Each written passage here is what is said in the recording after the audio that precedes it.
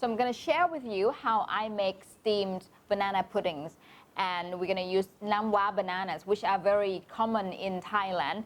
This is local banana. They're small, they're firm, and they often overripe before you finish them, and they look like this. And once you have so many of them, you wonder what else you can make with them. So first of all, we're gonna have to mush them. You can do this with fork, or you can even blend it in your blender.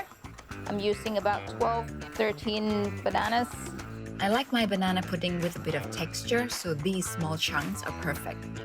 Now, in a mixing bowl, combine 2 cups of rice flour, half a cup of tapioca starch, 1 cup of coconut milk, a 1/4 teaspoon of salt, and half a cup of sugar.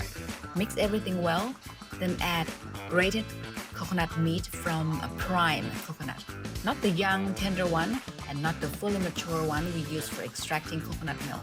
I'll explain the different stages of coconut used in Thai cooking in another video. Next, pour this mixture into the mashed banana and stir until it's nicely combined.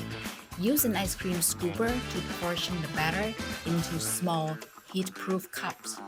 Top each one with a little bit of shredded prime coconut and a thin slice of banana. And then steam for about 15 minutes. And that's it. Soft, fragrant, and ready to enjoy. Hope you love it.